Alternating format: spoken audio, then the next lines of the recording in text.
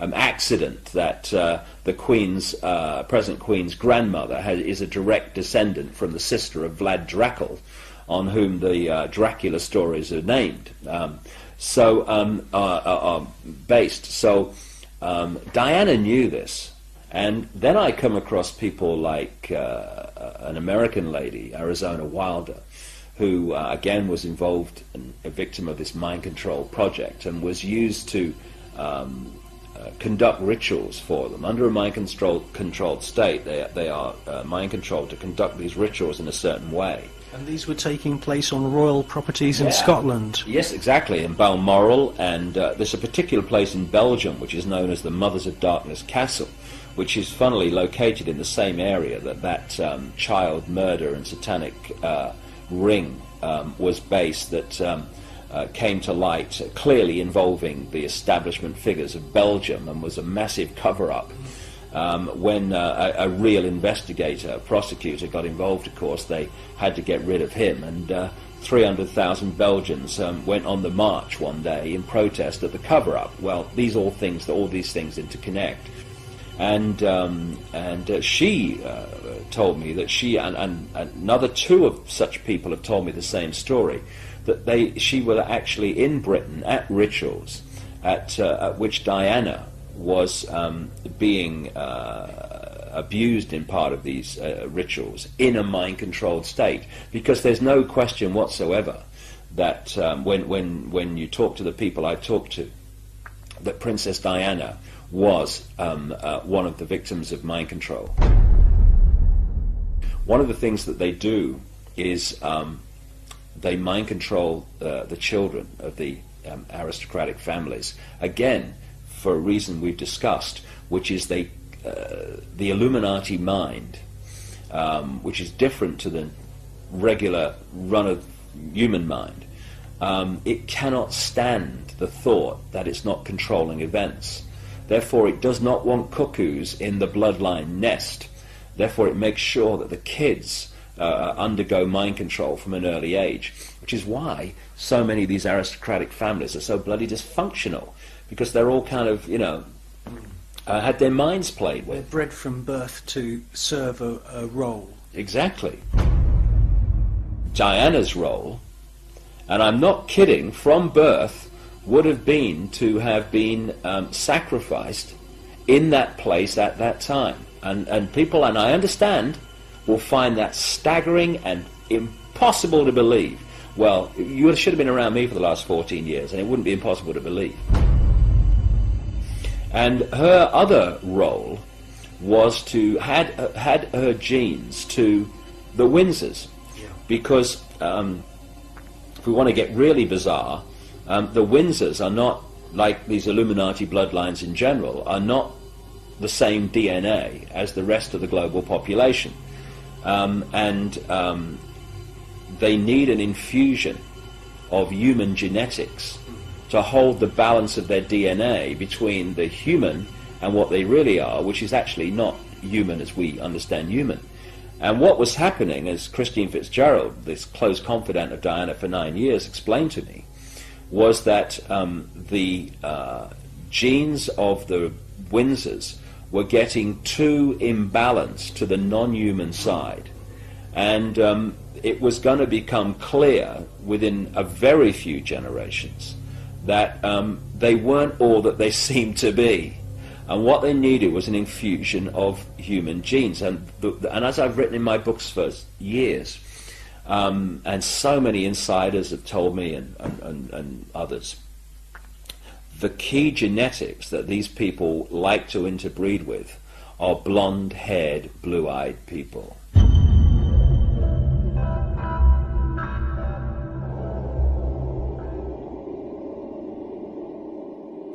Now, where did I hear that before? Oh yes, Hitler's master race.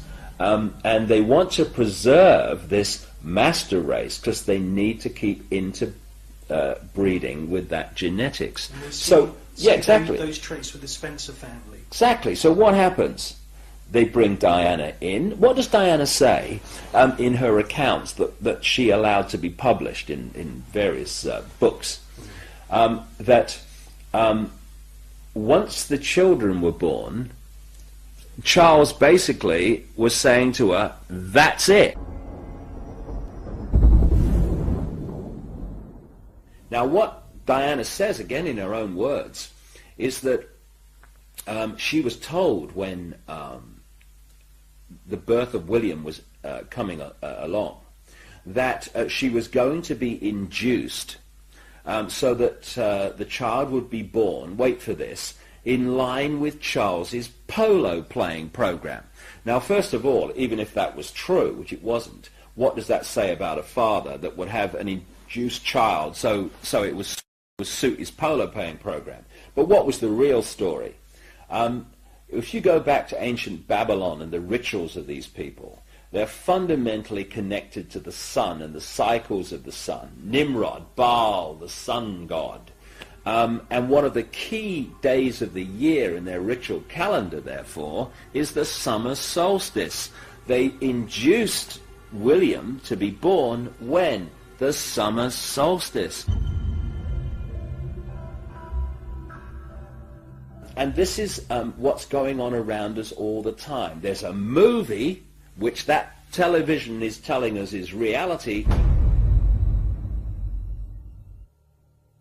and then there's what's really going on, which is so different. That's its greatest form of defense. The chasm that people have to leap between what they are told is happening and what's really happening.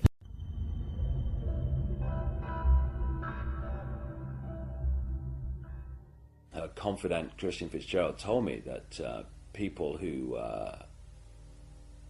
did not support these black occult networks that controlling not just Britain but increasingly the world, they were feeding her information and warning her that she was in danger.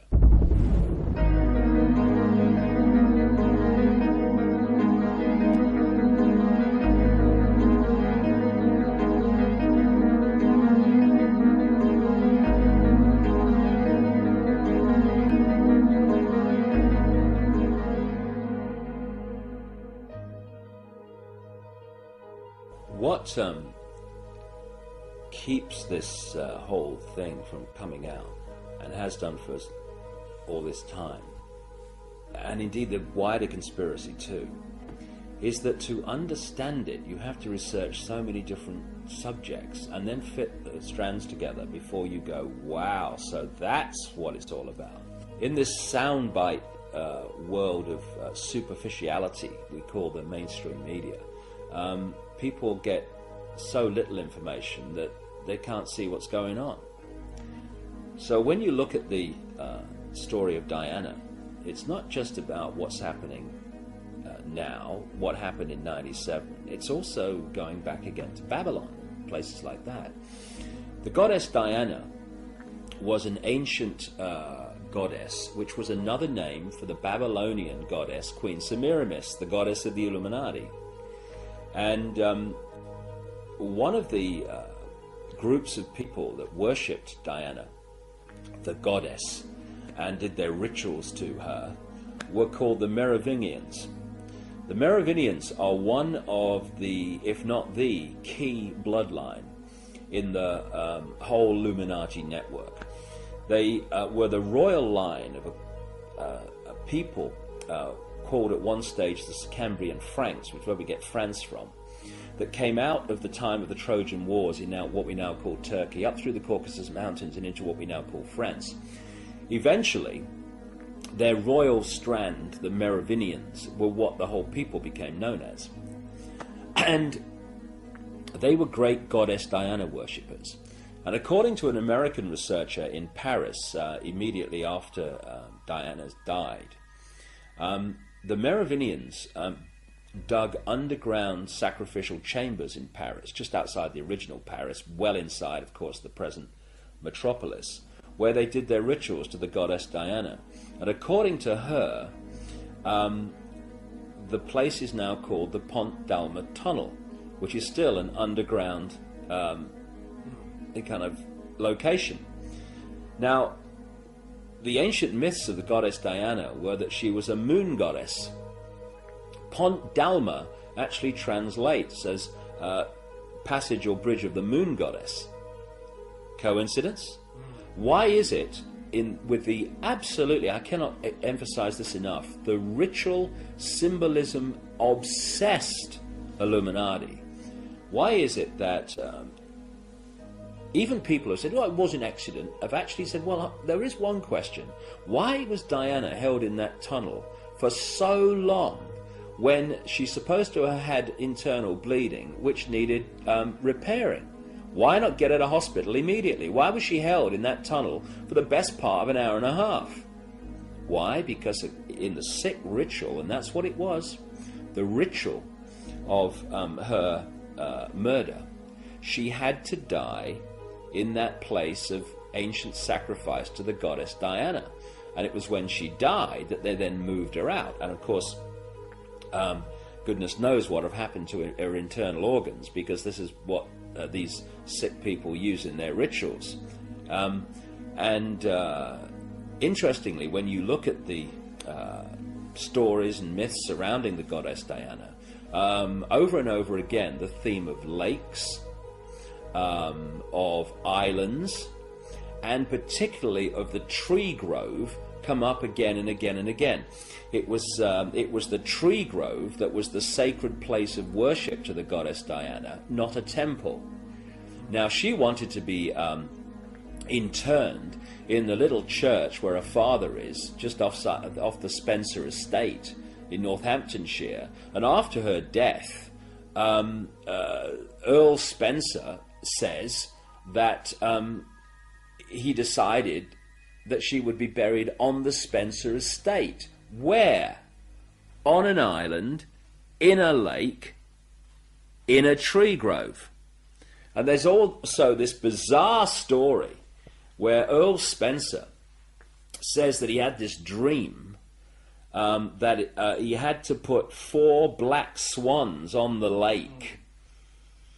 And he then said to his estate manager, I've had this dream. Do you know where we can get 4 black swans from? And the estate manager said, well, sir, funnily enough, someone's just offered us 4. Oh, yeah, okay. I've seen a pig. Never mind a bloody swan. Look, there it goes. Black swans are an occult symbol, aren't they? Exactly. The whole thing's occult.